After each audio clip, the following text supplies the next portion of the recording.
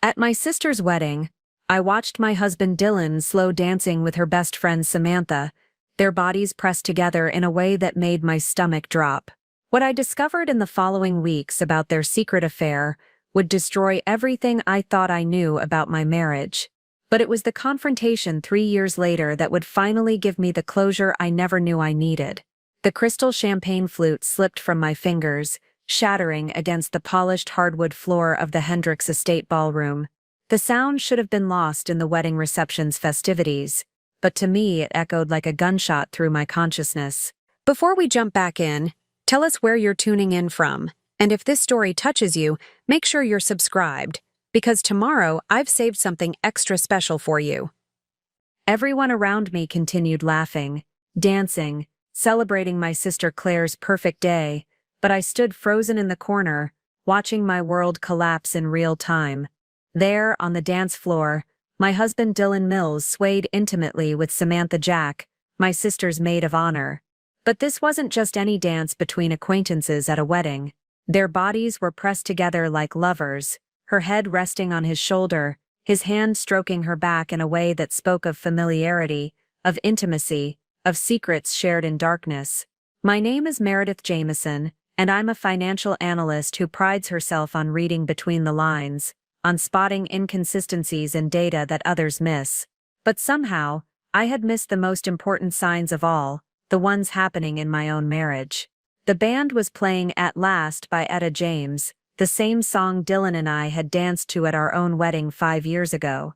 Now watching him hold another woman the way he used to hold me, the irony felt like a physical blow. Samantha's red dress, the same shade as the bridesmaid dresses, seemed to blur with my vision as tears threatened to spill.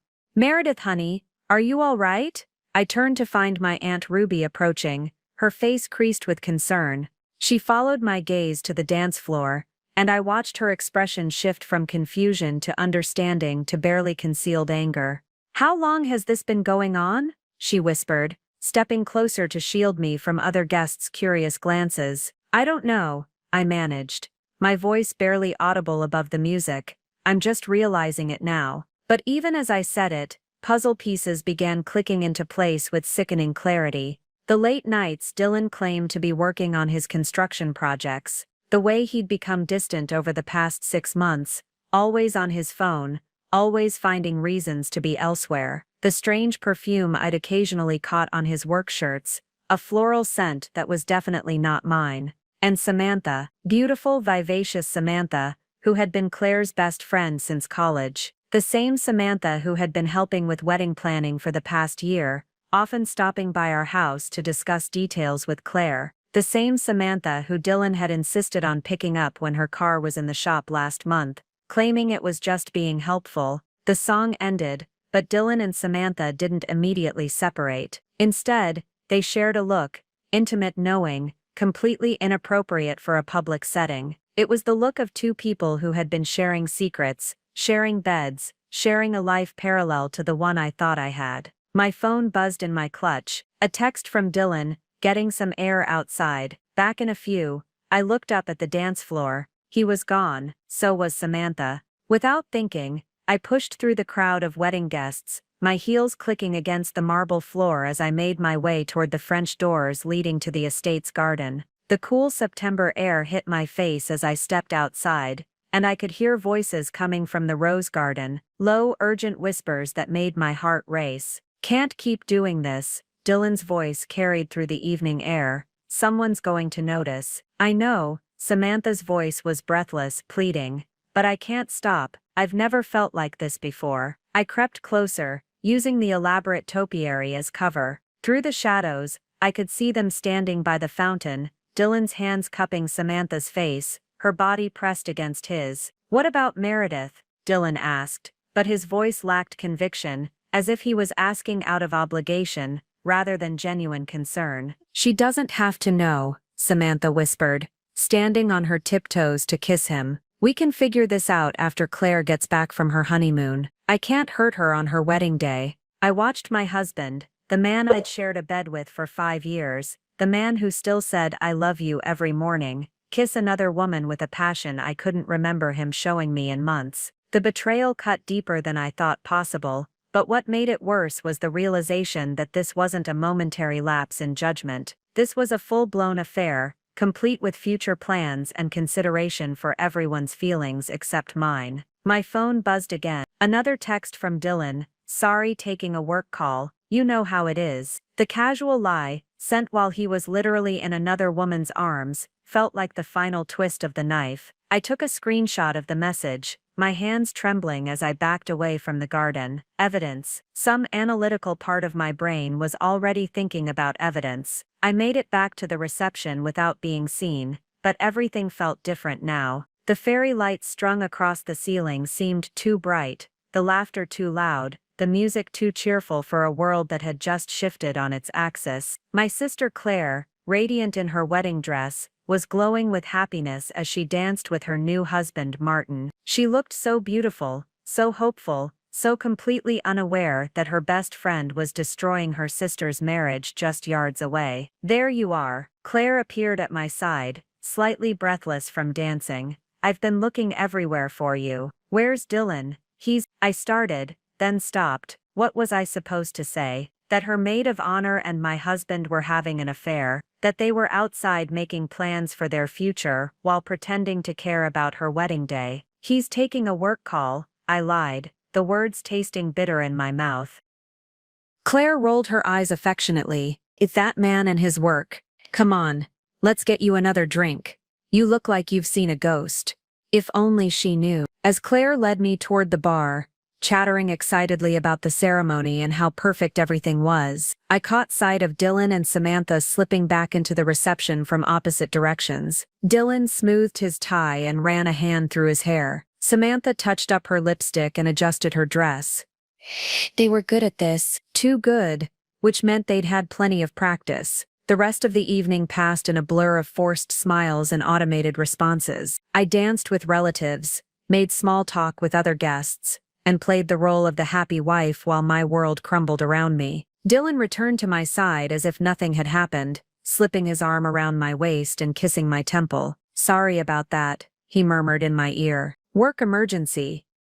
"Of course," I replied, marveling at how normal my voice sounded. But as we drove home that night, Dylan chattering about what a beautiful wedding it had been, I made a decision. I was going to find out exactly how long this had been going on, how deep it went, and what I was going to do about it. Because if there was one thing my career had taught me, it was that the truth always came out eventually. You just had to know where to look. The irony wasn't lost on me that Dylan and I had met at another wedding, my cousin's outdoor ceremony in Napa Valley 3 years ago. I was the stressed-out financial analyst who'd flown in from Chicago, desperately needing a break from the corporate world that was slowly consuming my life. Dylan was the charming contractor who'd built the vineyard's new event pavilion, staying for the reception to ensure everything went smoothly. "You look like you need a drink," he'd said, appearing at my elbow as I stood alone watching couples dance. "Or maybe just someone to talk to who isn't asking about your 5-year plan." I'd been so tired of first dates with ambitious men who treated conversations like networking opportunities. Dylan was different, genuine, unpretentious, content with his life building beautiful things with his hands. When he talked about his work, his eyes lit up describing the satisfaction of creating something that would last generations. "I'm not trying to conquer the world," he'd admitted over our third glass of wine. "I just want to build a good life with someone who gets that happiness doesn't always come with a corner office." That night we danced until the band packed up, talking about everything and nothing. He'd driven me back to my hotel, and when he kissed me goodnight, it felt like coming home to a place I'd never been before. The long-distance relationship that followed was everything romance novels promised. Dylan would drive 4 hours to Chicago just to spend a weekend with me, showing up at my apartment with flowers and takeout from my favorite restaurant. I'd fly to Sacramento every chance I got, falling in love with the quiet rhythm of his life, the way he knew everyone in his small town, the pride he took in his work. "You make me want to slow down," I'd told him 6 months into our relationship, curled up in his bed on a Sunday morning. "I've spent so many years racing toward the next goal, the next promotion, the next whatever. But with you I want to just be." He'd proposed at the vineyard where we met, during our 1-year anniversary trip. Simple, romantic, perfect. Preparing and narrating this story took us a lot of time, so if you are enjoying it, subscribe to our channel. It means a lot to us. Now back to the story.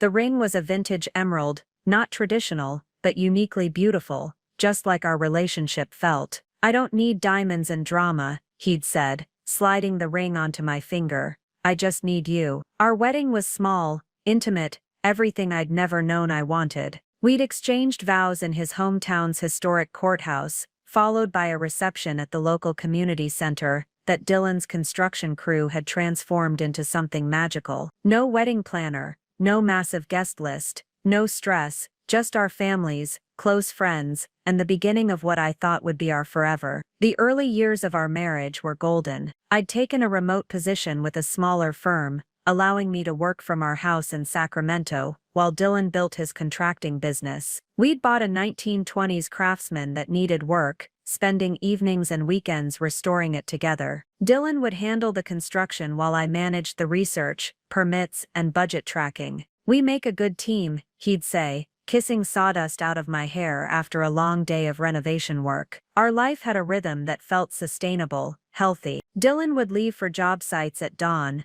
often texting me photos of his project's progress. I'd work from my home office, taking breaks to walk through our neighborhood, or tend to the garden we'd planted together. Evenings were for cooking dinner, watching movies, planning our next home improvement project. We'd talk about having kids someday, maybe in a couple of years when Dylan's business was more established. We'd plan trips we wanted to take, places we wanted to see. The future felt bright and certain. But looking back now, I could see when things started to shift. About 18 months ago, Dylan began working longer hours, taking on bigger projects. He'd started partnering with other contractors on commercial jobs, expanding beyond the residential work that had been his specialty. "I begynte prior for, instrumentive amor, and imita mordhaus, intermenu." "It's good for the business," he'd explained when I mentioned missing our evening routines. "These connections will set us up for the next phase." I'd supported him, proud of his ambition and success. When he started attending networking events and industry conferences,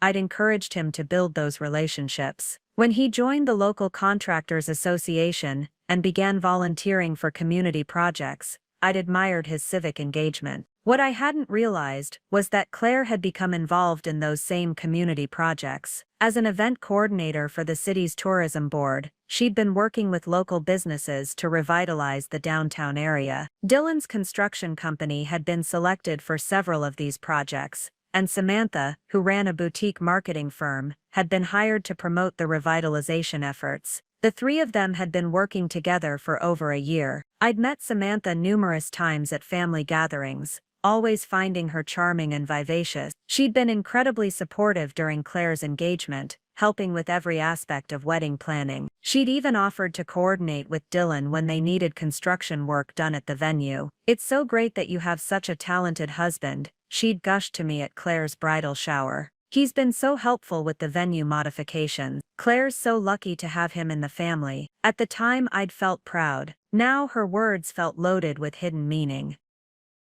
The late nights had started around then.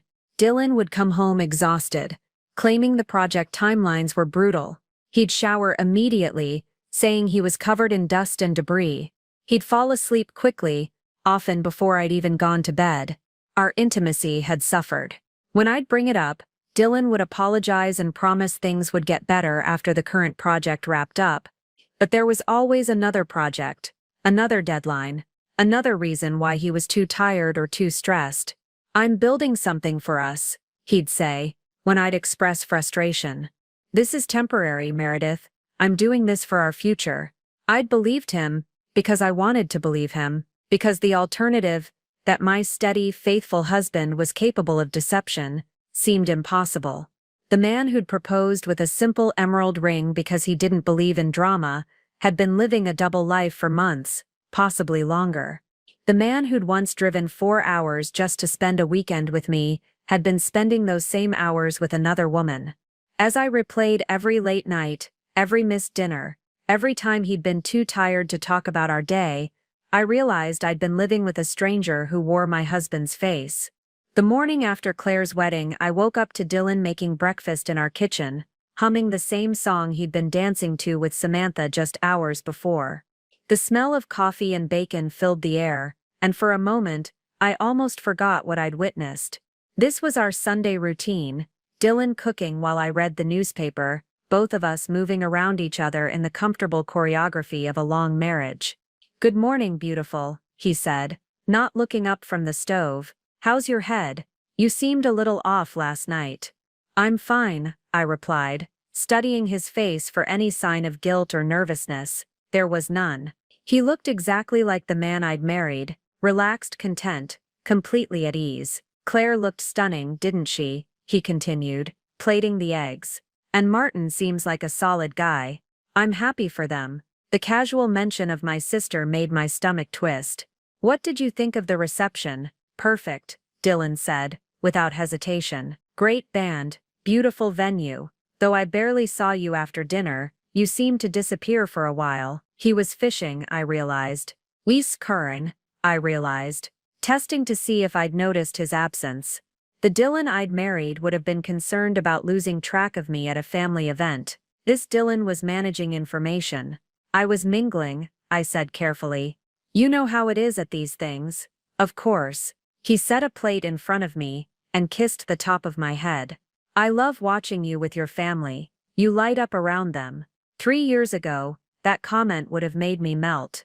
Now it felt like manipulation, a reminder of what I had to lose, what he knew I wouldn't want to jeopardize. After breakfast, Dylan announced he needed to check on a job site, despite it being Sunday. "Just want to make sure everything's secure before the crew arrives tomorrow," he explained, grabbing his keys.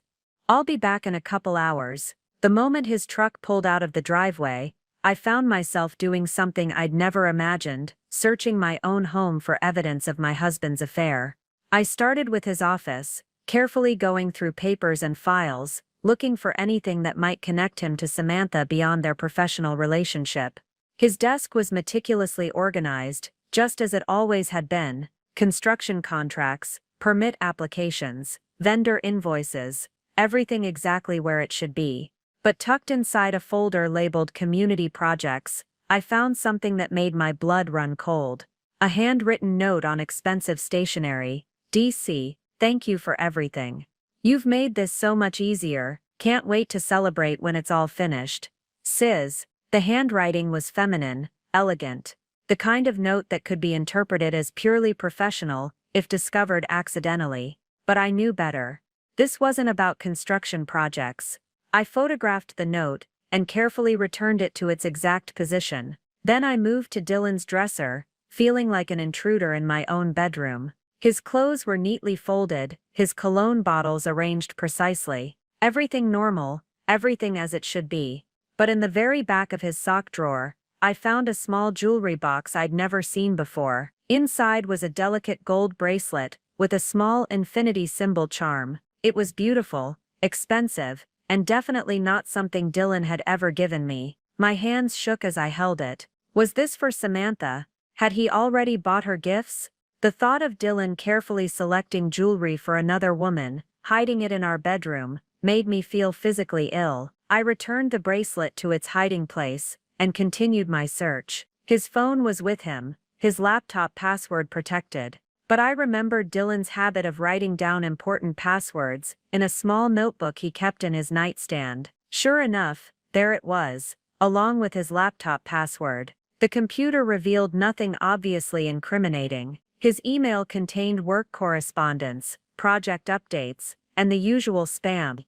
His browser history showed construction supply websites, weather reports, and news articles. But then I noticed something odd: large gaps in his browsing history, specific time periods where there was no activity at all. He'd been deleting his history. I opened the deleted files folder and my heart stopped. There, in the digital trash, were fragments of what looked like chat conversation. The messages were incomplete, but I could make out enough to confirm my worst fears. "Can't stop thinking about last night. When can we be alone again? Hate having to pretend." The timestamps showed these conversations had been happening for months. This wasn't a recent development or a moment of weakness. This was an ongoing relationship with its own rhythm and intimacy. I copied everything I could find to a flash drive, my investigative instincts overriding my emotional devastation. Years of analyzing financial data had taught me to be thorough, to build a complete picture before drawing conclusions. By the time Dylan returned home, I had documented everything and returned the house to its original state. I sat on our couch, reading a book, looking exactly as I had when he left. "How was the job site?" I asked, not looking up from my pages. "Good, everything's on track," he replied, settling beside me. "What did you do while I was gone?" "Just relaxed," I said. "Read. Took a bath. It was nice to have some quiet time." Dylan wrapped his arm around me, and I forced myself not to recoil. "I love our Sunday mornings," he said, pressing a kiss to my temple. "Just the two of us, no distractions." The irony was suffocating. Here was my husband, speaking lovingly about our quiet time together, while his phone, which I was certain contained evidence of his affair, sat on the coffee table between us. "Dylan," I said, carefully, "do you remember our first Sunday morning together, in your apartment in Sacramento?" His face softened with genuine warmth. "Of course, you made pancakes and burned them so badly we had to open all the windows. You said you could get used to waking up next to me every day." I did. He pulled me closer. "And I was right. Best decision I ever made, convincing you to move here." The sincerity in his voice was what broke me. This wasn't the voice of a man who'd fallen out of love with his wife. This was the voice of someone who genuinely believed he could have both his marriage and his affair, without consequence. "I love you, Meredith," he said, and I knew he meant it. That was the most devastating part of all. "I love you too," I replied, because in that moment, despite everything, it was still true. The next few weeks passed in a strange suspended reality, where I played the role of the loving wife, while secretly documenting my husband's double life. I'd become an expert at reading between the lines of Dylan's behavior, cataloging every inconsistency, every unexplained absence, every moment when his attention seemed to drift somewhere else. It started with small things I'd previously dismissed as normal married life evolution. The way Dylan's phone had become permanently face down on surfaces, when he'd never been secretive about calls or texts before. How he'd started taking showers immediately after coming home from work, claiming he was covered in dust and debris, even on days when he'd supposedly been in meetings rather than on construction sites. "You're working late again tonight?" I asked one Thursday evening, watching him check his reflection in the hallway mirror for the third time. "Community planning meeting," he replied, adjusting his collar. "The downtown revitalization project. You know how these things run long." I knew because I'd started tracking his schedule obsessively. Dylan had supposedly attended 14 community meetings in the past month, an impressive level of civic engagement for someone who'd previously shown minimal interest in local politics. "Will Samantha be there?" I asked casually, testing his reaction. Dylan's hand paused on his collar for just a fraction of a second. "I assume so.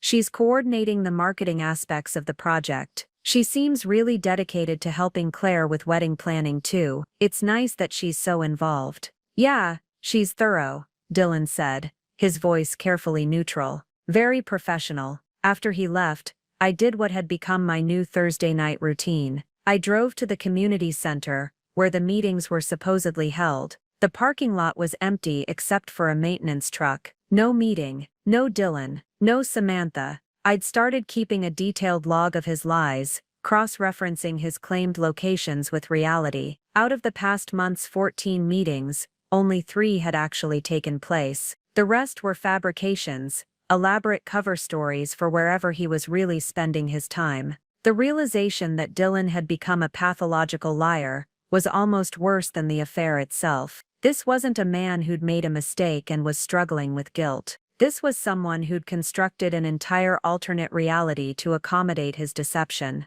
My phone buzzed with a text from Dylan. "Meeting running super late. Don't wait up. Love you." I screenshot the message and added it to my growing collection of evidence. Then I drove home and spent the evening researching private investigators, though I wasn't sure I was ready to take that step. The next morning, Dylan was unusually affectionate, bringing me coffee in bed, and suggesting we spend the weekend working on the guest bathroom renovation we'd been planning. "I feel like I've been neglecting you lately," he said, sitting on the edge of the bed. "All this work stuff has been consuming too much time." "It's okay," I replied, studying his face. "I know you're building something important." "I am," he said, and for a moment, his expression flickered with something that might have been guilt. "But not at the expense of us. This weekend, it's just you and me." Dylan kept his promise. We spent Saturday morning at the hardware store, carefully selecting tile and fixtures for the bathroom renovation. He was attentive,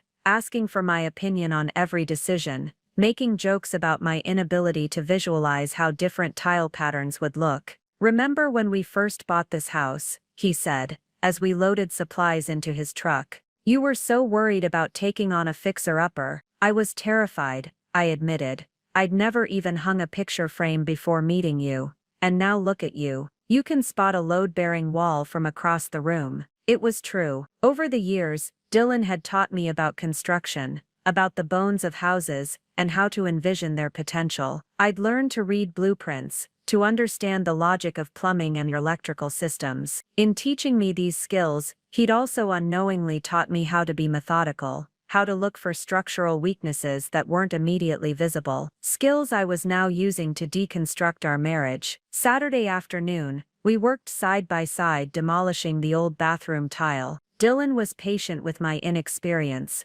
showing me how to angle the chisel, how to avoid damaging the underlying wall. We fell into the familiar rhythm of working together, and for hours, I almost forgot about Samantha, about the lies, about the evidence hidden on my laptop. "I missed this," Dylan said during a break, both of us covered in dust and debris. Just us, working on something together. "Me too," I said, and meant it. This was the Dylan I'd fallen in love with, present, engaged, genuinely happy to be building something with his hands. But even as we worked, I noticed things that wouldn't have registered before. How Dylan's phone was never out of reach, even when we were demolishing tile. How he'd check it during our breaks, always angling the screen away from me. How he'd insisted on running to the hardware store alone when we needed additional supplies, returning with not just what we needed, but also with the faint scent of that floral perfume I'd started to recognize. That evening, as we sat on our couch sharing a bottle of wine and admiring our progress, Dylan seemed more relaxed than he'd been in months. "Thank you for being patient with me," he said, refilling my glass. "I know I've been distracted lately. The business is growing faster than I expected, and I'm trying to make sure I don't mess up these opportunities." "What kind of opportunities?" I asked, genuinely curious about what he'd tell me. "The city projects are opening doors to bigger contracts. Commercial work pays better than residential, but the networking requirements are more intensive. I'm having to learn how to play politics, how to build relationships with the right people." It was a plausible explanation, and 6 months ago, I would have accepted it completely. But now I heard the careful phrasing, the way he was technically telling the truth while omitting the most important details. "It sounds stressful," I said. "It is," Dylan agreed. "But it's temporary. Once these projects are established, things will settle down. I promise." Sunday morning, I woke up to find Dylan already dressed, checking his phone with unusual intensity. "Emergency at the Morrison job site," he explained, not meeting my eyes. "Vandalism over the weekend. I need to assess the damage and file a police report." On Sunday morning, construction sites are vulnerable when they're empty. This is part of the business. After he left, I called the police department's non-emergency line and asked about vandalism reports filed that morning. There were none. Dylan wasn't at a job site dealing with vandalism. He was somewhere else entirely, and he'd lied about it as easily as he'd lied about everything else. I spent that Sunday afternoon sitting in our half-renovated bathroom, surrounded by the evidence of our partnership, trying to reconcile the man who'd patiently taught me to use a tile saw with the man who'd been systematically deceiving me for months. The Dylan who'd worked beside me yesterday was real, but so was the Dylan who'd lied to me that morning. Somehow, I'd married both versions, and I was beginning to realize I might never have known which one was more authentic. The breaking point came on a Tuesday morning in October, exactly 3 weeks after Claire's wedding. I was in my home office, supposedly working on quarterly reports, when Dylan's phone rang on the kitchen counter. He was in the shower, and the sound echoed through our quiet house. The caller ID showed Sam Max Marketing.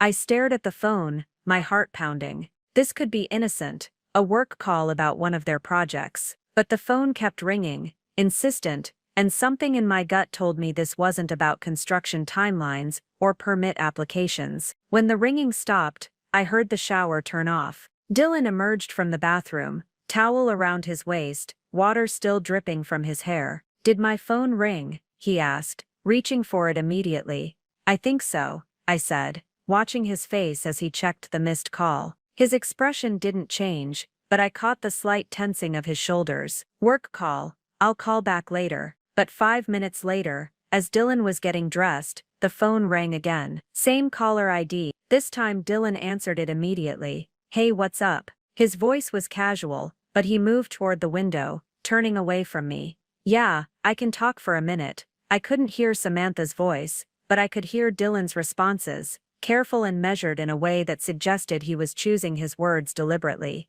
"That sounds fine." "No, I don't think that's a problem. We can discuss the details later." When he hung up, Dylan was already reaching for his keys. "I need to check on the downtown project. There's been a change in the timeline." "What kind of change?" "Permitting issues. You know how it is with city projects. Everything has to be reworked at the last minute." I nodded, but something in his hurried manner made me suspicious. After he left, I made a decision that would have been unthinkable months earlier. I was going to follow him. I waited 10 minutes, then got in my car and drove toward downtown. Dylan's truck was parked outside Samantha's marketing office, not at any construction site. Through the large windows, I could see them inside, standing close together, their body language intimate and familiar. I parked across the street and waited.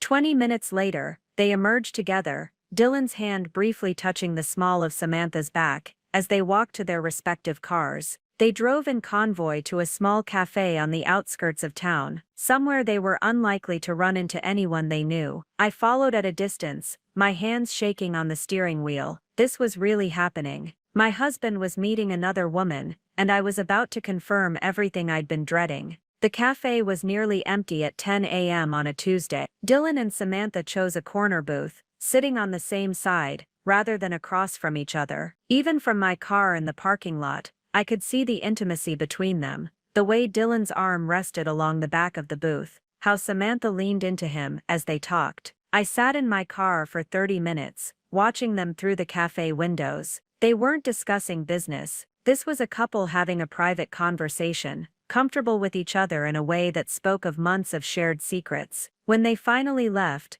Dylan kissed her goodbye, not a friendly peck on the cheek, but a real kiss, passionate and lingering. Then they got into their separate cars and drove away, leaving me sitting alone in the parking lot with the undeniable proof of my husband's betrayal. I drove home in a daze, replaying everything I'd witnessed. The casual way Dylan had answered Samantha's call, the lie about the permitting issues, the intimate body language. The kiss that confirmed this was far more than a professional relationship. When Dylan came home that evening, he was unusually cheerful. "How was your day?" he asked, kissing my cheek as if nothing had happened. "Fine," I managed. "How was the permitting issue?" "Resolved, thankfully. These city projects are so complicated, but we're back on track." The lie came so easily to him that I wondered how many others I'd believed without question. How many times had Dylan come home and kissed me hello after spending hours with another woman? That night, as Dylan slept beside me, I lay awake staring at the ceiling. I had all the evidence I needed now, the secret meetings, the lies, the intimate moments I'd witnessed, but having proof didn't make the pain any less devastating. The man I'd married, the man I'd trusted with my heart and my future, had been living a double life for months. And based on everything I'd discovered, he had no intention of stopping. I needed to decide what to do with this information. Confronting Dylan seemed inevitable, but I wasn't ready for that conversation yet. First, I needed to understand the full scope of what I was dealing with. The next morning, I started planning my next move. If Dylan could construct an elaborate deception, I could build an equally thorough case, but this time, I wouldn't be working blind. I was going to find out exactly how deep this betrayal went, and then I was going to decide how to respond. The naive wife who'd believed her husband's lies was gone. In her place was someone much more dangerous, a woman who'd learned to be just as calculating as the man who'd taught her to distrust her own instincts. The first thing I did was call in sick to work. I couldn't sit in my home office, pretending to analyze financial reports while my marriage crumbled around me. Instead, I drove to the one place where I could think clearly, the small park where Dylan and I used to walk every Sunday morning during our first year of marriage. The October air was crisp, leaves crunching under my feet as I walked the familiar path. I needed to make sense of what I'd witnessed, to separate the facts from the emotions threatening to overwhelm me. Fact, Dylan and Samantha were having an affair. Fact, it had been going on for months. Fact, Dylan had become an accomplished liar. Fact, I needed to decide what to do next. I sat on our old bench, the one with the small plaque commemorating some long-dead city council member, and called the one person I trusted completely. Aunt Ruby? It's Meredith. I need to talk to someone. Ruby had been my father's sister, the family member who'd always been brutally honest about difficult situations. She'd been the one to tell me, at age 16, that my parents' marriage was headed for divorce months before they announced it. She'd been the one to warn me about my college boyfriend who'd been cheating with his study group partner. I saw Dylan with another woman, I said without preamble. I followed him yesterday morning, and I saw them together. It's Samantha, Claire's best friend. Ruby's sharp intake of breath was audible. Are you certain? I watched him kiss her goodbye in a cafe parking lot. This isn't a misunderstanding or a moment of weakness, this is a full relationship. Oh honey, Ruby's voice was soft with sympathy. How long do you think it's been going on? Months, maybe since they started working on those city projects together. He's been lying about where he is, what he's doing, who he's meeting with. I've been documenting everything. What are you going to do? It was the question I'd been avoiding. I don't know. Part of me wants to confront him immediately. Part of me wants to gather more evidence first. And part of me, I paused, ashamed of the admission. Part of me wants to pretend I never saw anything. Meredith, you can't unknow what you know now. I know that, but Ruby, what if I'm wrong? What if there's an explanation I haven't considered? Did what you saw look like something that could be explained away?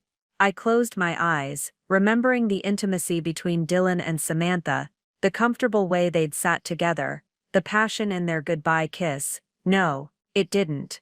Then you have your answer. The question is whether you want to fight for your marriage or end it. After I hung up, I sat on the bench for another hour, watching other couples walk past.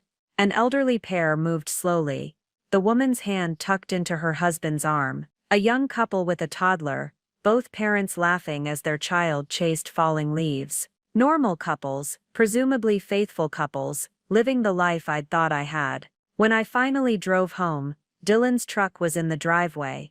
I wasn't ready to face him, but I couldn't avoid him forever. There you are, he said, as I entered the kitchen. I called your office and they said you were sick. Are you feeling all right? Just a headache, I replied, the lie coming easier than I expected. I needed some fresh air. Dylan studied my face with what appeared to be genuine concern. You look pale. Have you eaten anything today? I'm not hungry. Let me make you some soup. And you should probably get some rest. The kindness in his voice was almost unbearable. This was the Dylan I'd married. Attentive, caring, worried about my well-being. But it was also the Dylan who'd been lying to me for months, who'd kissed another woman goodbye that morning, and was now playing the role of concerned husband. Dylan, I said suddenly, do you ever think about the promises we made when we got married? He paused in the middle of opening a can of soup. What do you mean? The vows, about forsaking all others, about being faithful to each other. Of course I think about them. Why would you ask that? I watched his face carefully, looking for any sign of guilt or discomfort. There was none. I just wonder sometimes if people really mean those words when they say them, or if they're just part of the ceremony. I meant them, Dylan said firmly. Every word. "You're my wife, Meredith. You're the only woman I want to be with." The conviction in his voice was what broke me. He was lying to my face with complete sincerity, making me question my own observations and sanity. "I'm going to lie down," I said, unable to continue the conversation. "Good idea. I'll bring you some soup when it's ready." I retreated to our bedroom, closing the door behind me. On my nightstand was a photo from our wedding day.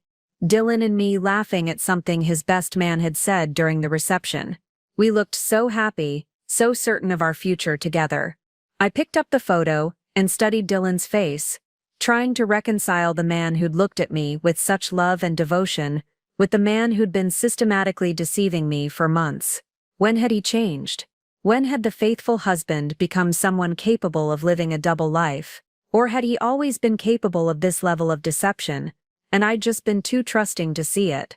10 minutes later, Dylan knocked softly on the bedroom door. "Soup's ready," he said, entering with a tray. "And I found some of that herbal tea you like." "Thank you," I said, accepting the tray. He sat on the edge of the bed, brushing hair away from my face. "You've been stressed lately. Maybe you should take some time off, get away for a few days." "Maybe," I agreed, though the suggestion felt loaded. Did he want me gone so he could spend uninterrupted time with Samantha? "I love you, Meredith," Dylan said, leaning down to kiss my forehead. "I hope you know that." "I know," I replied, because in that moment I believed he did love me. That was the most confusing part of all, Dylan's capacity to love me genuinely, while betraying me completely. The breaking point came 2 days later, when I discovered Dylan hadn't just been lying about his whereabouts, he'd been using our joint credit card to fund his affair. While reviewing our monthly statements, something I'd always handled as the family financial manager, I found charges that made my blood run cold. Dinner for two at Romano's, the upscale Italian restaurant downtown, $127 on a Tuesday evening, when Dylan had claimed to be working late. A florist charge for $89 on the same day. I'd found that hidden bracelet. Hotel charges in the neighboring city of Roseville, always on weekdays when I was working, and wouldn't notice his absence. The most devastating discovery was a jewelry store charge for $340, dated just 1 week after Claire's wedding. I called the store, claiming I was trying to track down a purchase my husband had made. "Oh yes, Mr. Mills," the saleswoman said cheerfully. "The infinity bracelet, such a thoughtful gift." He was very particular about getting the engraving just right. "The engraving?" I managed to ask. "Forever yours. So romantic. I hope she loved it." I hung up, my hands shaking. Dylan had bought Samantha an engraved bracelet, using our money, our shared resources, to celebrate their affair. The same man who'd forgotten our anniversary last year had remembered to buy his mistress romantic jewelry. I pulled up our credit card statements for the past 6 months, and the pattern became undeniable. Regular charges at restaurants I'd never been to,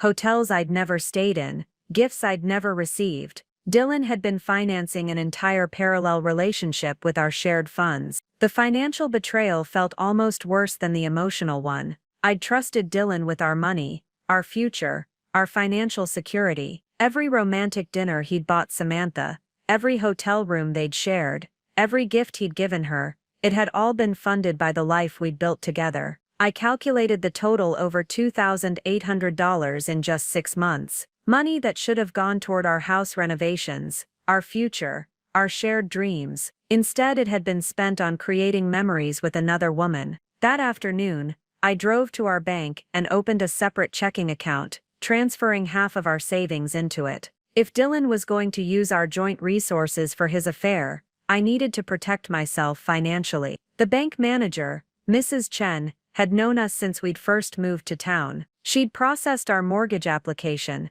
helped us set up our joint accounts, celebrated with us when Dylan's business started thriving. "Is everything all right, Mrs. Mills?" she asked, noting my unusual request. "Just some financial planning," I replied, signing the necessary paperwork. "I want to have some independent resources." Mrs. Chen's expression suggested she understood more than she was letting on. "That's always wise," she said quietly. "Women should have their own financial security." After leaving the bank, I sat in my car and called a divorce attorney. I wasn't ready to file for divorce, but I needed to understand my options, my rights, what a separation might look like. Given that you have no children and significant joint assets, including his business and your shared property, this could be complicated, the attorney explained. California is a community property state, so anything acquired during the marriage is typically split 50-50. But if you can prove adultery and financial misconduct,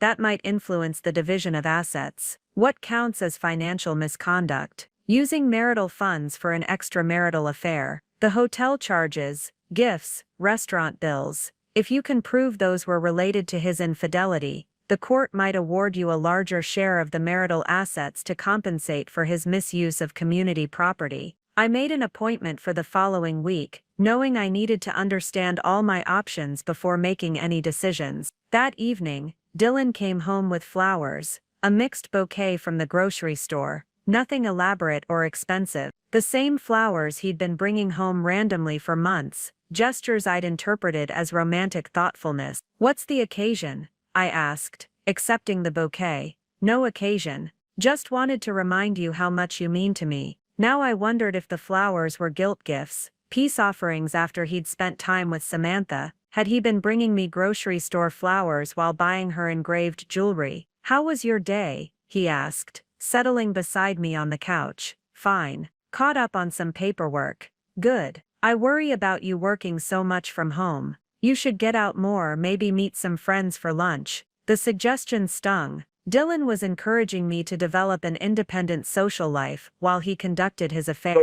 Was he hoping I'd become so busy with my own activities that I'd stop noticing his absences? "Maybe," I said. "How was your day?" "Busy. The Morrison project is ahead of schedule, which is good. And I had a meeting with the city planning committee about the downtown revitalization." Another lie. I'd learned to recognize them now. The way Dylan's voice became slightly more formal when he was constructing a false narrative, how he'd include unnecessary details to make the story sound more believable. "That sounds promising," I said, playing along with his fiction. "It is.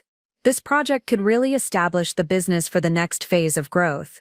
As Dylan talked about his supposed meeting, describing city officials I suspected he'd never met, and discussing timelines that probably didn't exist, I realized the full scope of what I was dealing with.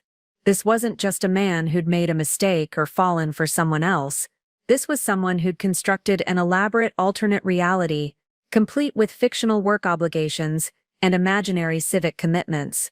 The Dylan sitting beside me, holding my hand and talking about our future, existed only in the spaces between his lies. The real Dylan, the man who'd been systematically deceiving me for months, was someone I'd never actually known. That night, as Dylan slept peacefully beside me, I lay awake staring at the ceiling, finally understanding the true magnitude of what I'd lost. It wasn't just my marriage that was over, it was my ability to trust my own judgment, to believe in the reality of my own life. The confrontation I'd been dreading happened on a Thursday evening in late October. I hadn't planned it, hadn't prepared what to say. I'd simply reached my breaking point when Dylan walked through the door at 9:30 p.m., claiming he'd been stuck in a city planning meeting that had run late. "How was the meeting?" I asked from the couch, not looking up from my laptop. "Long, tedious. You know how these things go." "I do," I said, finally meeting his eyes. "Because I called the city planning office today, they said the meeting was canceled due to a scheduling conflict." The color drained from Dylan's face. For the first time in months, I saw him without his carefully constructed mask of normalcy. There must have been a miscommunication. Maybe it was a different meeting. "What meeting, Dylan? Because I've been tracking your schedule for weeks, and nothing adds up. The community meetings that don't exist, the job sites where you're never actually working, the emergency calls that aren't emergencies." Dylan sank into the chair across from me, his hands shaking slightly. "Meredith, I can explain." "Can you? Because I've been waiting for an explanation for weeks. I've been watching you lie to my face every single day, and I've been wondering if I'm losing my mind." "You're not losing your mind." His voice was barely a whisper. "Then tell me the truth, all of it." Dylan was quiet for a long moment, staring at his hands. When he finally spoke, his voice was hollow. I'm having an affair. Even though I'd known, even though I'd gathered evidence and witnessed their intimacy, hearing him say the words out loud felt like a physical blow. With Samantha, yes. How long? 8 months. 8 months. Longer than I'd suspected, longer than I'd feared. This wasn't a recent mistake or a momentary lapse in judgment. This was nearly a year of systematic deception. Why? The question came out broken, desperate. Dylan looked up at me, his eyes red-rimmed with unshed tears. I don't know. I mean, I do know, but I don't know how to explain it in a way that makes sense. Try. It started as work, the city projects, the collaboration with her marketing firm. She paid attention to me in a way that felt. He paused, struggling with the words. She made me feel important, successful, like I was building something that mattered. Our marriage didn't matter. Of course it mattered. It matters. But Samantha, she was excited about the business, about the potential. She'd ask about my projects, my ideas. She'd listen when I talked about expanding the company. I listened. I know you did, but with you it felt like obligation, like you were being supportive because you had to be. With Samantha, it felt like she actually cared about my success. The explanation felt like another betrayal. So you started an affair, because she showed interest in your work. No, it wasn't. It wasn't planned. We were working late one night, going over project timelines, and she said something about how impressive it was, what I was building, and then she kissed me. And you kissed her back. Yes, Dylan's voice was barely audible. I kissed her back, and then you kept kissing her back for 8 months. I tried to stop. After the first time, I told her it was a mistake, that I was married, that it couldn't happen again, but she said she understood, that she didn't want to complicate things either, and then we'd be working together, and it would happen again. So you rented hotel rooms. Dylan's head snapped up. How did you? I've seen the credit card statements. Romano's restaurant, the Roseville Inn, the jewelry store. You've been financing your affair with our money. I'm sorry. The words came out in a rush. I'm so sorry, Meredith. I know how it looks, but I never meant for it to go this far. How far did you mean for it to go? I don't know. I wasn't thinking clearly. Every time I tried to end it, she'd say something about how special our connection was, how she'd never felt this way before, and I believed her. The bracelet you bought her. Did you believe her then too? Dylan's face crumpled. You found it. I found everything. The notes, the deleted messages, the credit card charges. You've been living a double life, Dylan. You've been lying to me every single day for 8 months. I know. I hate myself for it. Do you love her? The question hung in the air between us. Dylan stared at me, his mouth opening and closing wordlessly. Do you love her? I repeated. What? I don't know. I care about her. But I love you. I've always loved you. You have a funny way of showing it. I know I've messed up. I know I've hurt you. But we can fix this, Meredith. What? We can get through this. Can we? Because I don't even know who you are anymore. The man I married wouldn't have done this. The man I married wouldn't have been capable of this level of deception. I'm still me. I'm still the same person. No, you're not.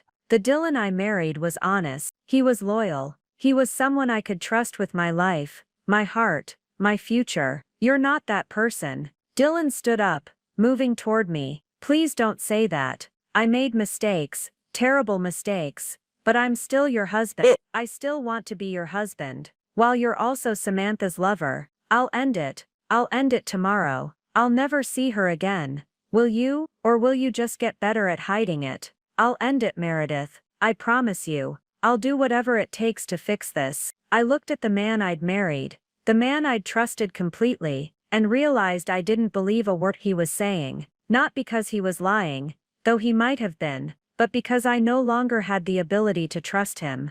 I need you to leave, I said quietly. What? I need you to pack a bag and leave. I need time to think, and I can't do that with you here. Meredith, please. Let's talk about this. Let's figure out how to fix this. There's nothing to figure out right now. You destroyed our marriage, Dylan. You destroyed it systematically, deliberately. over the course of 8 months. I can't even look at you without wondering what else you've lied about. Dylan stood there for a moment, tears streaming down his face. I love you, he said one more time. I love you too, I replied. That's what makes this so devastating. Dylan left that night with a single suitcase, promising to stay at his friend Brian's house while we figured things out. I watched him drive away from our bedroom window, feeling simultaneously relieved and devastated. The house felt different without him, quieter, but also somehow lighter, as if a weight I hadn't realized I was carrying had been lifted. The first few days alone were the hardest. I'd wake up reaching for Dylan's side of the bed, forgetting for a moment that he was gone. I'd make coffee for 2, set the table for 2, and then remember.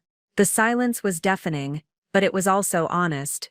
For the first time in months, I didn't have to pretend everything was normal. I took a week off work, telling my supervisor I had a family emergency. It wasn't exactly a lie. I spent the time walking, thinking, and slowly beginning to reclaim my space. I moved Dylan's remaining belongings to the guest room, reclaiming our bedroom as mine alone. I changed the passwords on all our accounts, secured our joint assets, and began the process of protecting myself financially. It was during one of these walks that I literally ran into my salvation, Dr. Martin Hendricks, the veterinarian, who ran the animal clinic downtown. I'd been so lost in thought that I hadn't noticed him coming out of the coffee shop until we collided, sending his coffee spilling across the sidewalk. I'm so sorry, I exclaimed, mortified by my clumsiness. No harm done, he said, smiling as he surveyed the coffee-stained pavement. I probably needed the caffeine reduction anyway. Martin was maybe 45, with kind eyes and an easy smile. I'd met him briefly at a few community events over the years, always impressed by his gentle demeanor and obvious love for animals.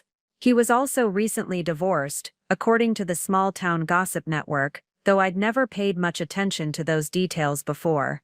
Let me buy you another coffee, I insisted. It's the least I can do, only if you'll join me. I was just heading back to the clinic anyway, and I could use the company. We sat in the coffee shop for an hour, talking about everything except the obvious fact that I looked like I'd been crying for days. Martin told me about his work, his passion for veterinary medicine, his recent decision to expand the clinic to include wildlife rehabilitation. I've always believed that healing comes in unexpected ways, he said, stirring his replacement coffee. Sometimes the best therapy is taking care of something else that needs help. That's a beautiful philosophy, I said, meaning it. What about you? How are you doing? And don't say fine, I can tell you're going through something difficult. The kindness in his voice almost broke me. My marriage is over, I said, the words coming out before I could stop them. I just found out my husband has been having an affair for 8 months. Martin's expression softened with genuine sympathy. I'm so sorry, Meredith. That's devastating. The worst part is that I feel like I don't know who I am anymore. I prided myself on being perceptive, on being able to read people and situations, but I completely missed this. I've been living with a stranger for months, and didn't even know it. That's not your fault, Martin said firmly. When we trust someone completely, we're not looking for signs of deception. That's what trust means. Over the following weeks, Martin became an unexpected source of support. He'd stop by the coffee shop when he saw me there, always with a gentle word or a listening ear. He never pushed, never asked for more than I was ready to give, but his presence was steady and reassuring. I have a proposition, he said, one afternoon as we sat in our usual spot by the window. I need help with the wildlife rehabilitation program. It's volunteer work, nothing complicated, but it might give you something to focus on while you're working through everything else. I don't know anything about animals, I protested. You don't need to. Mostly it's administrative work, feeding schedules, keeping track of medications. But there's something therapeutic about taking care of creatures that need help. It might be good for you. I started volunteering at the clinic the following week. Martin had been right, there was something healing about caring for injured hawks, orphaned raccoons, and recovering songbirds. The work was straightforward, honest, and completely removed from the complicated mess of my personal life. How are you feeling? Martin asked one evening, as we finished feeding the animals. Better, I said, surprised to realize it was true. Not good exactly, but better. Like I'm remembering who I am when I'm not defined by my marriage. That's important. You're not just Dylan's wife, you're Meredith.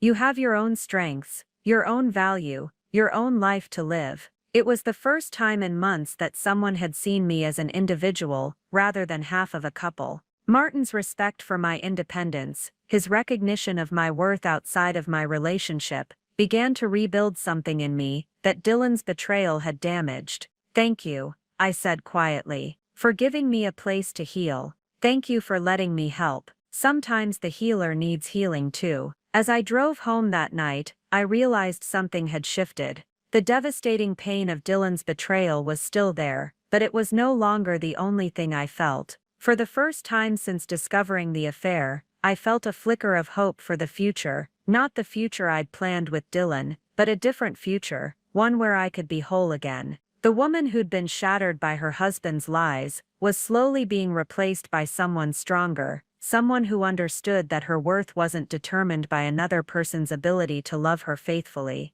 3 months after Dylan moved out, I began to understand what healing actually felt like. It wasn't a linear process. Some days I felt strong and independent, other days I'd find myself crying in the grocery store when I saw his favorite cereal. But gradually, the good days outnumbered the bad ones. My work at Martin's clinic had become a refuge. I'd progressed from basic administrative tasks to helping with actual animal care, learning to give medications and assist with minor procedures. There was something profoundly satisfying about nurturing creatures back to health, about being part of their journey from injury to recovery. You're a natural at this, Martin said one afternoon, as we released a rehabilitated red-tailed hawk back into the wild. We watched it soar above the clinic, its wings strong and steady after weeks of recovery. It feels good to be useful, I admitted. To be part of something that's actually healing rather than breaking apart. Martin glanced at me with that gentle understanding that had become so familiar. How are you doing with the divorce proceedings? The paperwork had been filed 6 weeks ago.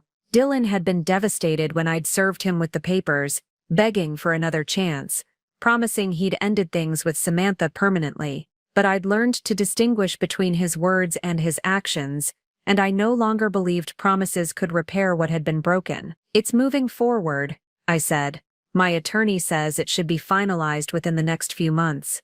And how do you feel about that? Relieved, mostly. Sometimes sad about what we had before everything fell apart, but not sad about ending it. I can't live with someone I don't trust. That's wise. Trust is fundamental to any relationship. Over the past month, I'd noticed my feelings toward Martin evolving beyond gratitude and friendship. He was attractive in a quiet way, tall and lean with graying hair and laugh lines around his eyes. More importantly, he was steady, honest, and had shown me consistent kindness during the darkest period of my life. Martin, I said carefully, would you like to have dinner sometime? Somewhere other than the clinic break room? His face lit up with a smile that made my heart flutter in a way I'd forgotten was possible. I'd love that, but are you sure you're ready? I'm not sure about anything, I admitted. But I know I enjoy your company, and I'd like to spend time with you when we're not surrounded by injured animals. We went to a small Italian restaurant the following Friday. Nothing fancy, just a quiet place where we could talk without interruption. Martin was easy to be with, asking thoughtful questions about my work, my interests, my dreams beyond the wreckage of my marriage. I want to be honest with you, I said over dessert. I'm not looking for someone to fix me or save me from my divorce. I'm working on fixing myself. I wouldn't want to fix you, Martin replied. You're not broken, Meredith. You're healing, and that's completely different. What are you looking for? Partnership, someone to share life with, the good parts and the difficult parts, someone who understands that love is a choice we make every day, not just a feeling that happens to us. His words resonated deeply. Dylan had treated love like a feeling that had simply shifted from me to Samantha, as if he'd been powerless to control it. Martin understood that love was an active decision, a commitment renewed daily. I'd like to explore that, I said, slowly as you need, Martin assured me. I'm not going anywhere. As he walked me to my car that night, I felt something I hadn't experienced in over a year, genuine excitement about the future. Not the desperate hope of saving my marriage, but the quiet confidence that I could build something new and better. 2 years had passed since that devastating night at Claire's wedding, and my life had transformed in ways I never could have imagined. The divorce had been finalized 18 months ago, and I'd kept the house. Dylan's financial misconduct had worked in my favor during the settlement negotiation. More importantly, I'd kept my sense of self. Martin and I had been together for over a year now, taking things at a pace that felt natural and unforced. He'd never pressured me for more than I was ready to give, understanding that rebuilding trust was a gradual process. We'd moved in together 6 months ago, combining our lives with the same careful consideration we brought to everything else. The Morrison Wildlife Sanctuary is interested in partnering with us, Martin announced over breakfast, reviewing the morning's mail. They want to expand their rehabilitation program and need veterinary support. That's wonderful, I said, genuinely excited. I'd become the unofficial coordinator of the wildlife program, managing intake schedules, volunteer training, and community outreach. The work had given me a sense of purpose I'd never found in financial analysis. There's something else, Martin said, setting down his coffee cup. They're offering me a position as head veterinarian. It would mean relocating to Oregon, but it's an incredible opportunity. My heart skipped. Oregon was 1,000 miles from Sacramento, from the life I'd rebuilt, from the painful memories, but also from the healing ground, where I'd found myself again. What do you think? I asked carefully. I think it's exactly the kind of work I've always dreamed of doing, but I won't consider it unless you're interested too. They need someone to run the administrative side of the program. Are you asking me to move to Oregon with you? I'm asking if you'd want to start a new chapter somewhere else, together. The idea was both terrifying and exhilarating. Sacramento held too many memories: the house where Dylan had lied to me, the streets where I'd followed him to discover his betrayal, the places where I'd learned to stop trusting my own instincts. But it also held the clinic where I'd learned to heal, the coffee shop where Martin had shown me kindness, the spaces where I'd rediscovered my worth. I'd like that, I said, surprising myself with the certainty in my voice. I'd like a fresh start. Martin's face broke into a grin. Really? You're sure? I'm sure. This place has served its purpose. It's where I learned to be strong again. But I'm ready for something new. We spent the weekend planning, talking about the logistics of the move, the work we'd do together, the life we'd build in a place untainted by my past. For the first time in years, I felt genuinely excited about the future. The only difficult conversation remaining was with Claire. We'd grown closer since my divorce, especially after she'd learned about Samantha's role in my marriage's destruction. She'd been furious with her former best friend, cutting off all contact and becoming fiercely protective of me. Oregon, she repeated, when I told her about the opportunity. That's so far, I know, but Martin and I were good together, and this job is everything he's worked toward. What about you? Are you running towards something or away from something? It was a fair question, one I'd been asking myself. Both, maybe. I'm running toward a life where I can be fully myself, where I'm not defined by what happened to me, and I'm running away from the constant reminders of how badly I was hurt. Claire nodded slowly. I understand. I just wish you weren't leaving. I'll visit. And you can come see us in Oregon. We'll have plenty of room for guests. Us, Claire repeated with a small smile. I like hearing you say that. You sound happy. I am happy.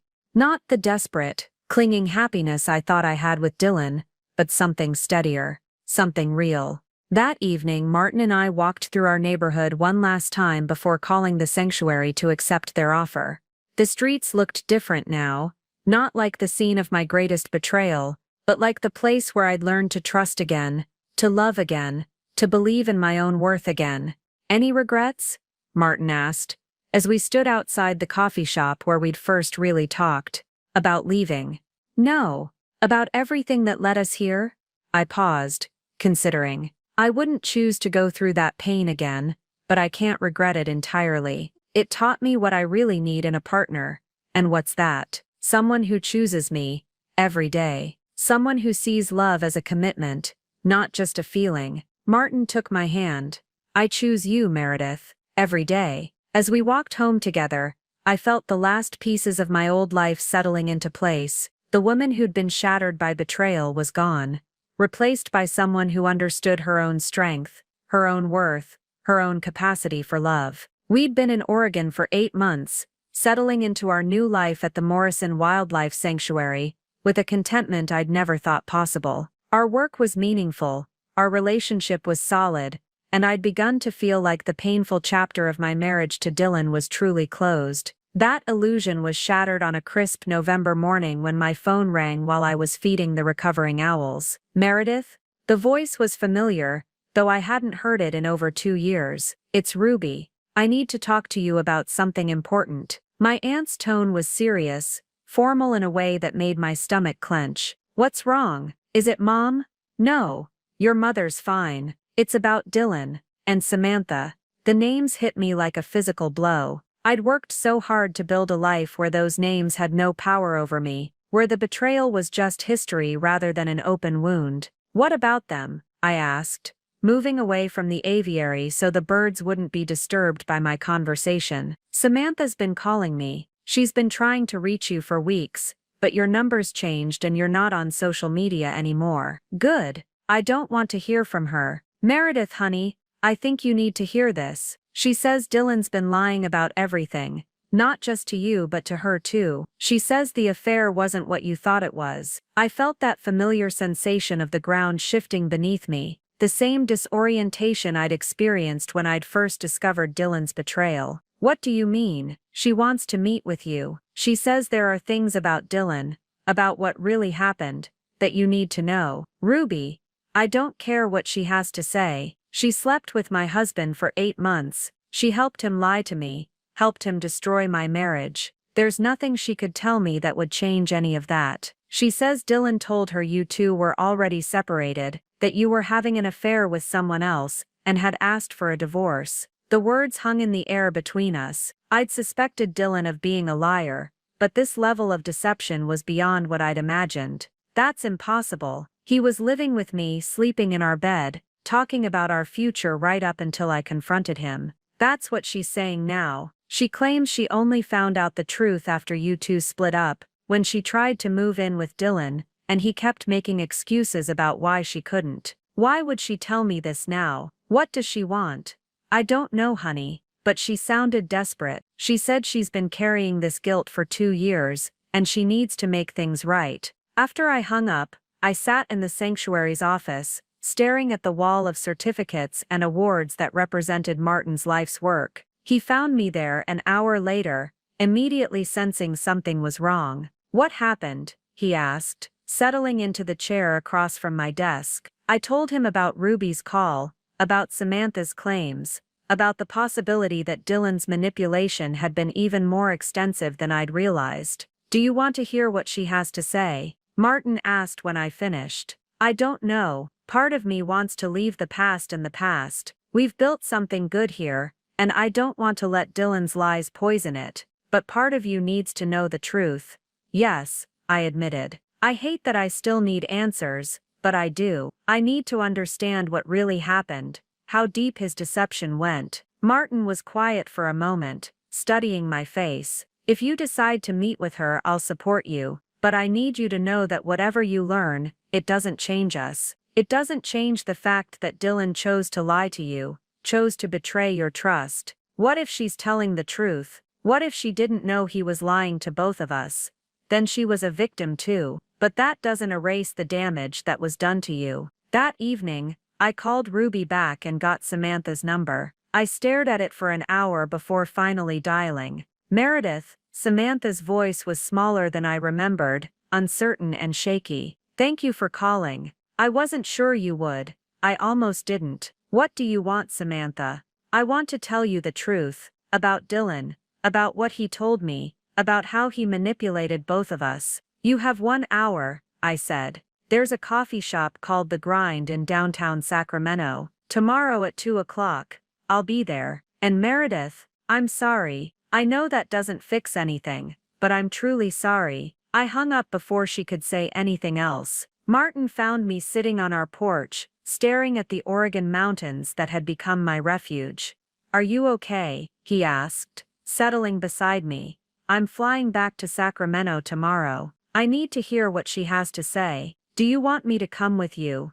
"No, this is something I need to face alone." Martin nodded, understanding without explanation. "I'll be here when you get back. Promise, promise. Whatever you learn tomorrow, whatever it changes about how you understand the past, it doesn't change us." As I packed that night, I wondered if I was making a mistake. I'd worked so hard to move beyond Dylan's betrayal, to build a life where his lies had no power over me, but I realized that true healing meant facing the truth, however complicated and painful it might be. The next morning, I boarded a plane back to California, not knowing what I would learn, but certain that I was strong enough to handle it.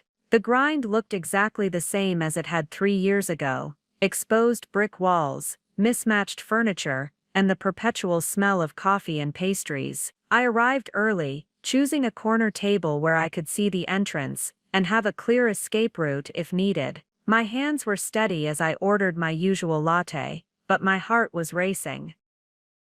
Samantha walked in at exactly 2 o'clock, and I was struck by how different she looked. The vibrant, confident woman I remembered from Claire's wedding had been replaced by someone who seemed diminished, older, wearing the weight of guilt like an ill-fitting coat. Her red hair was shorter, her clothes less polished, and she moved with the hesitant steps of someone who wasn't sure of her welcome. "Meredith," she said, approaching my table carefully. "Thank you for meeting me." "Sit down," I said, gesturing to the chair across from me. "You have 1 hour." Samantha sat down, her hands wrapped around a coffee cup she'd brought with her. "I don't know where to start." "Start with the truth. All of it." She took a shaky breath. "Dylan told me you two were separated. He said you'd been having an affair with someone from your work, that you'd asked for a divorce but wanted to keep it quiet until after Claire's wedding." I felt that familiar sensation of the ground shifting beneath me. "When did he tell you this?"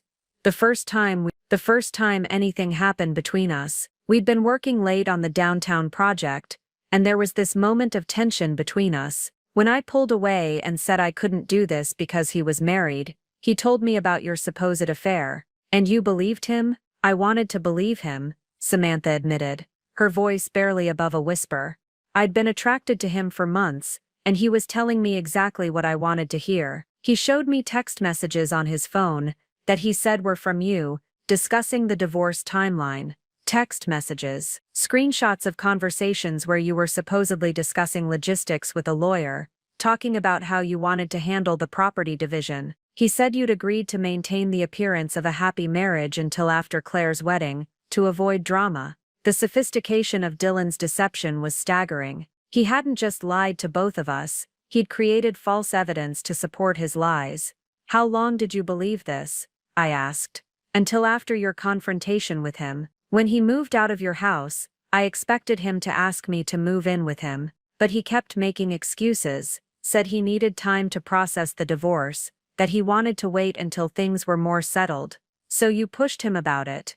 "I did. And finally, he admitted that you'd never had an affair, that you'd never asked for a divorce, that he'd made up everything. He said he'd been planning to leave you for me, but he needed time to figure out how to do it without destroying his relationship with your family." I set down my coffee cup, afraid I might throw it. "He was planning to leave me, that's what he said. But Meredith, I don't think that was true either. I think he wanted to keep both of us, indefinitely. He wanted his stable marriage and his exciting affair, and he thought he could manage both by lying to everyone." "What made you realize this?" Samantha's eyes filled with tears. "Because even after he admitted he'd lied about you, he kept lying to me. He'd promised to file for divorce, and then find reasons to delay it. He'd say he was looking for his own apartment, but never actually move out of Brian's place. He'd make plans with me and then cancel at the last minute, because of some emergency that never quite made sense. So you ended it."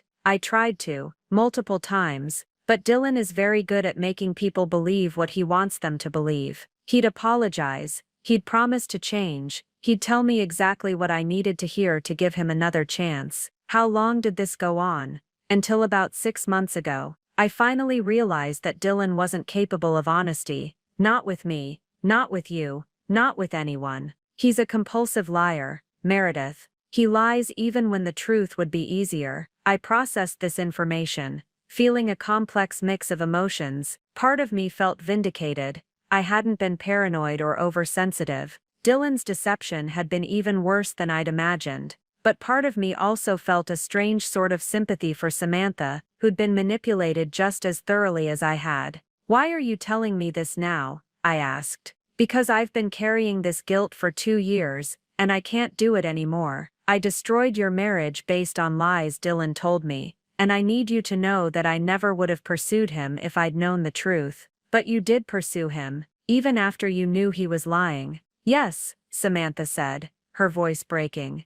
"I did, and I hate myself for it. I was so invested in the fantasy of our relationship that I ignored every red flag, every sign that he was incapable of being honest with anyone. What happened to him? Where is he now?" "I don't know. We had a final confrontation 6 months ago, where I told him I knew he'd been lying to everyone, including me. He denied it, even when I confronted him with evidence. The last I heard, he'd moved to Phoenix and was starting over there." I sat back in my chair, overwhelmed by the scope of Dylan's deception. He hadn't just betrayed me, he'd systematically lied to everyone in his life, creating elaborate fictional narratives to justify his actions. "Samantha," I said finally, "I appreciate you telling me this, but I need you to understand something. Even if Dylan lied to you about me, even if you were manipulated too, you still made choices. You chose to believe him without ever trying to verify his claims. You chose to continue the relationship even after you knew he was lying."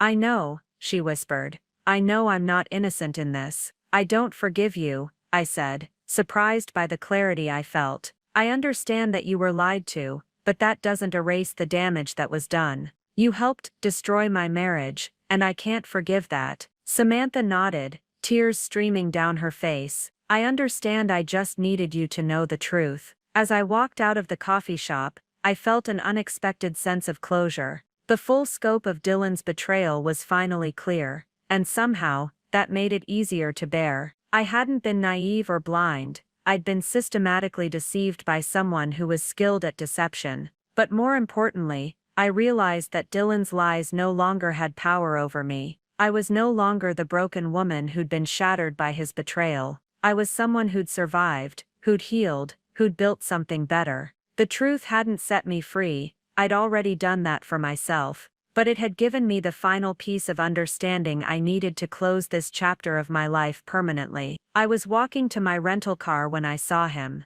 Dylan stood leaning against a blue sedan parked 3 spaces away, his hands shoved deep in his pockets, looking like he'd been waiting for me. The years hadn't been kind to him. He was thinner, his hair showing gray at the temples, and there was a defeated quality to his posture that I'd never seen before. "Hello, Meredith," he said as I approached, his voice uncertain.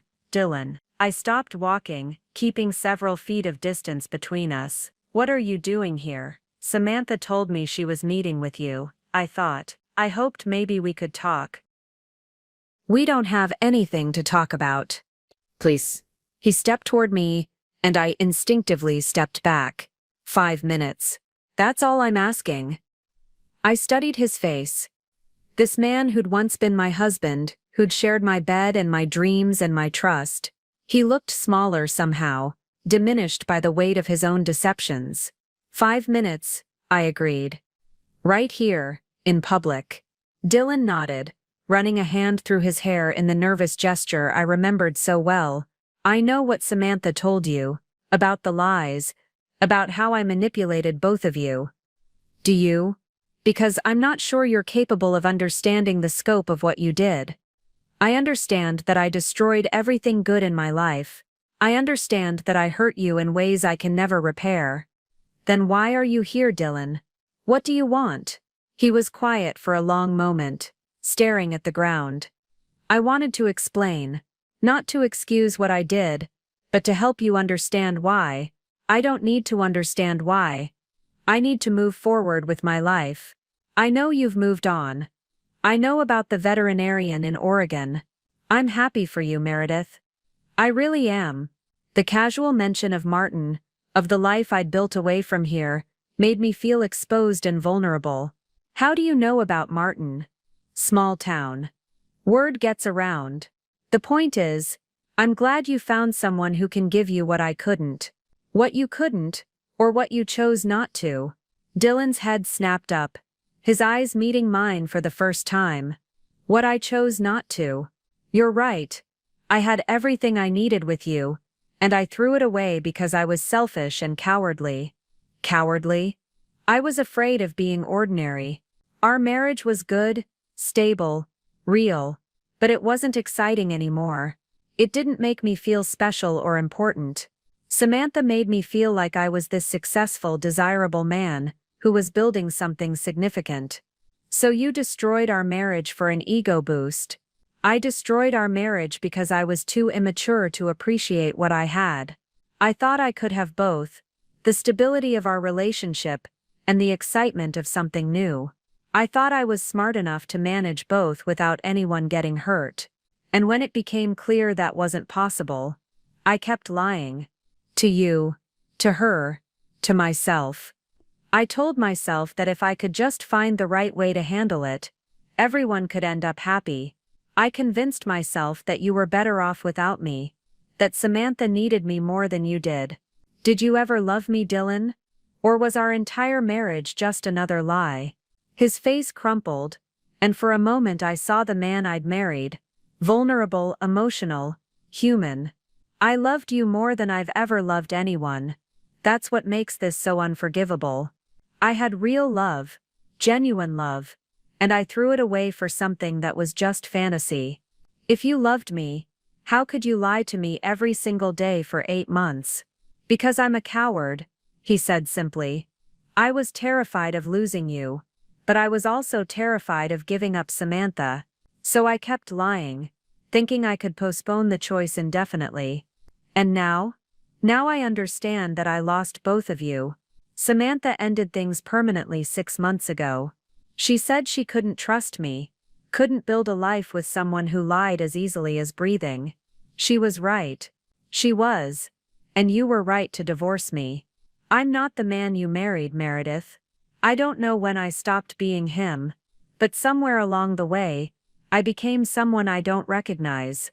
We stood in silence for a moment, the weight of our shared history heavy between us. Part of me wanted to be angry, to unleash all the pain and betrayal I'd carried for the past 3 years. But looking at Dylan now, broken and defeated, I felt something unexpected: pity. I'm sorry, he said finally. I know that doesn't change anything, but I needed you to hear it from me. I'm sorry for lying to you, for betraying your trust, for destroying what we had. I'm sorry for being too selfish and immature to appreciate the woman who loved me unconditionally. I accept your apology, I said, surprising myself. Not because it changes anything, but because you needed to give it, and I needed to hear it. Are you happy? With him? With your new life? I am. I'm happy in a way I never was with you, even during our best times. Dylan nodded, and I could see the pain in his eyes. Good. That's what you deserve. What about you? Are you happy? I'm learning to live with the consequences of my choices. I'm in therapy, trying to understand why I sabotaged everything good in my life. I'm trying to become someone who might deserve a second chance someday. I hope you find what you're looking for, Dylan. I really do. Will you tell Martin about this conversation? Yes. We don't keep secrets from each other. He's a lucky man. No, I said firmly. He's a good man. That's the difference. Dylan stepped back toward his car, understanding that our conversation was over. Thank you for talking to me. I know you didn't owe me that. I didn't do it for you. I said I did it for me. I needed to see you one last time to understand that I'm truly over what happened between us. As Dylan drove away, I stood in the parking lot processing what had just occurred. The man who'd once held the power to destroy me with his lies and betrayals was now just someone I used to know. Someone who'd made poor choices and was living with the consequences. For the first time in 3 years, I felt completely free of him. Not because he'd apologized or explained his actions, but because I'd finally seen him clearly, not as the powerful figure who'd shattered my world, but as a flawed human being who'd sabotaged his own life. I called Martin from the airport, telling him about both conversations, about the closure I hadn't known I needed. "How do you feel?" he asked. "Free," I said. "Completely, finally free." "Good. Come home, Meredith. I'll be waiting." Home. Not the house I'd shared with Dylan.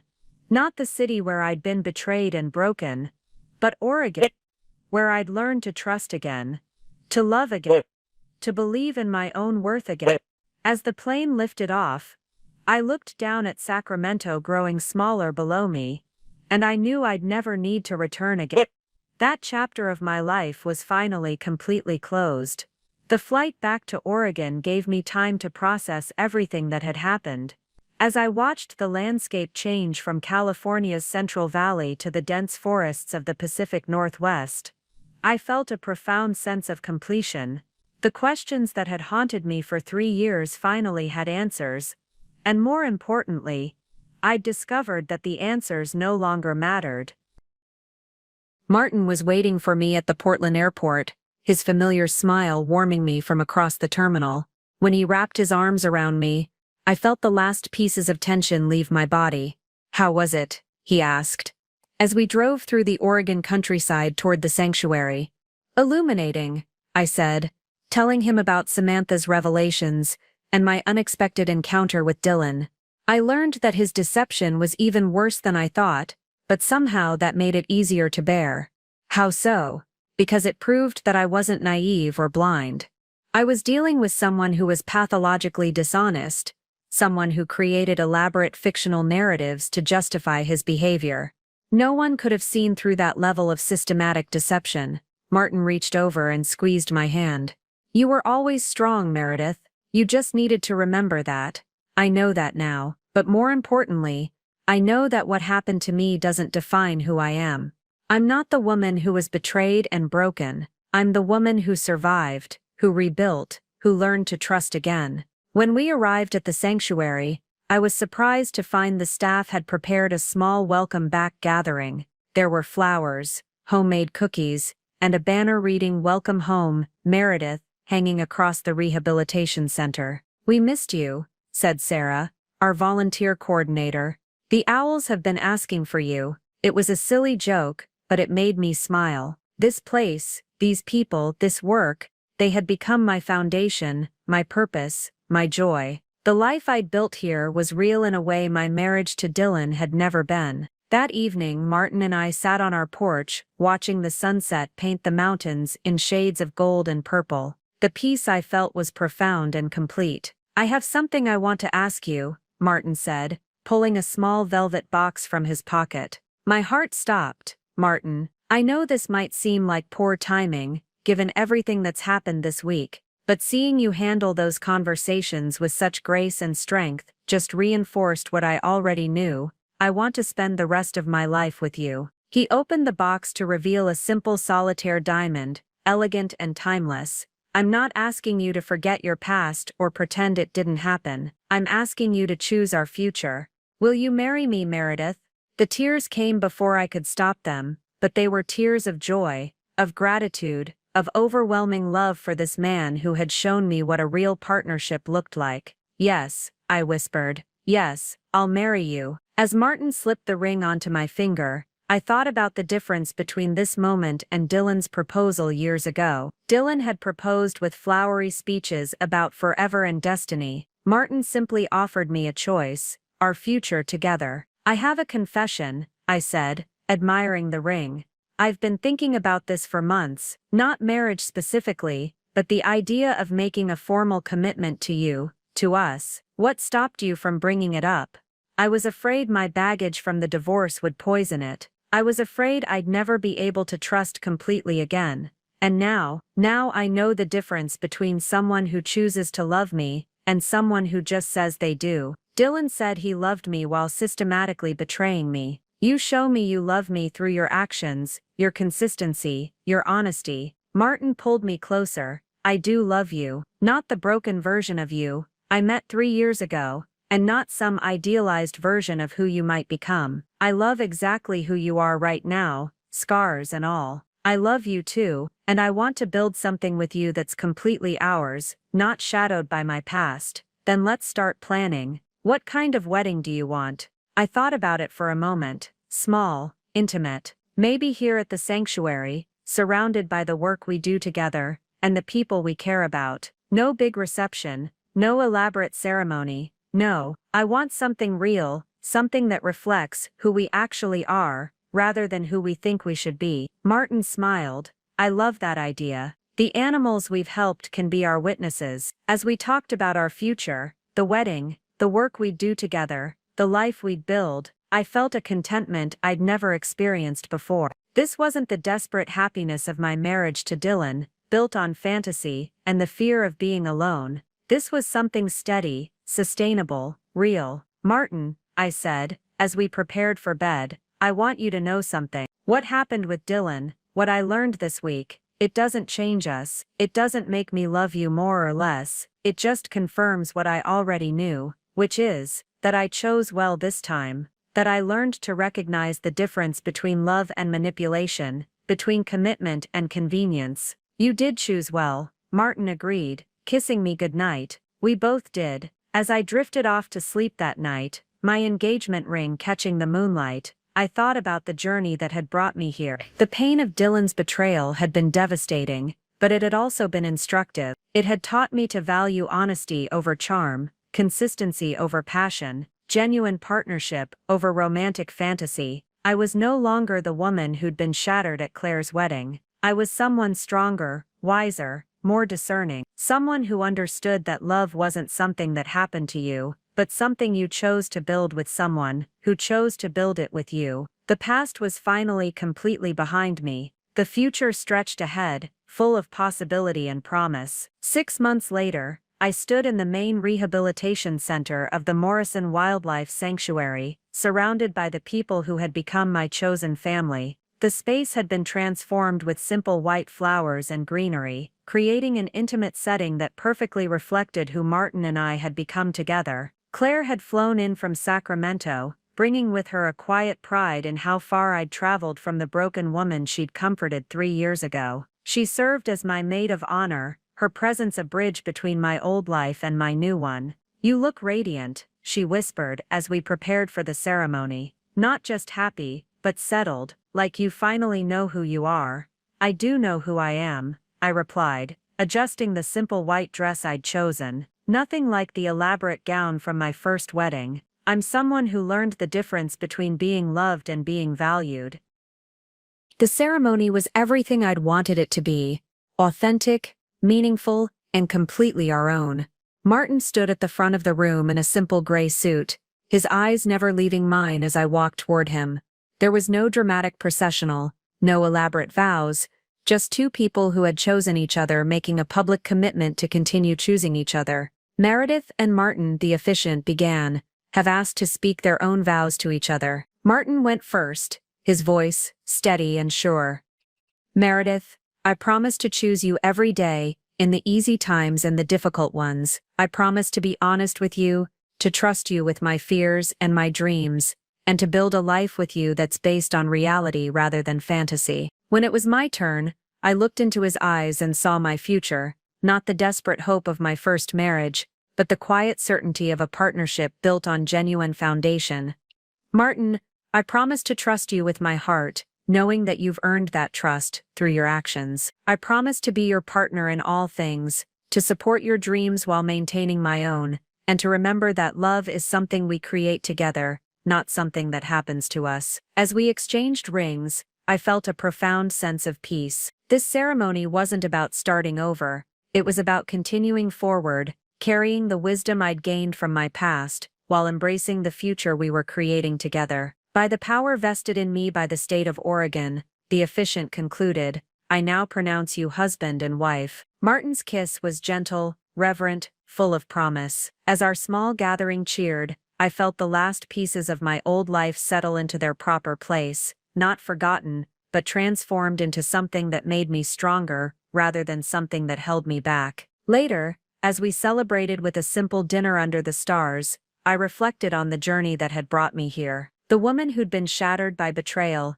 had become someone who understood that healing wasn't about forgetting the past, but about refusing to let it define the future. Any regrets? Martin asked, as we slow danced to music playing from a small speaker. About the past? No, it taught me what I needed to know to recognize what we have. And what do we have? Something real, I said simply. Something built on choice rather than chance, on honesty rather than hope. As the evening wound down and our guests began to leave, I stood with Martin looking out over the sanctuary that had become our home. The animals we'd helped heal were settling in for the night, and I felt a deep satisfaction in the work we did together, the life we'd built. Ready for the rest of our lives? Martin asked. I've never been more ready for anything, I replied, and meant it completely. The stars above us were brilliant in the clear Oregon sky, and I knew that whatever challenges lay ahead, we would face them together. Not as two people trying to lose themselves in each other, but as two whole people who had chosen to build something beautiful together. The past was finally completely at peace, the future was just beginning. Up next, you've got 2 more standout stories right on your screen. If this one hit the mark, you won't want to pass these up. Just click and check them out. And don't forget to subscribe and turn on the notification bell so you don't miss any upload from us.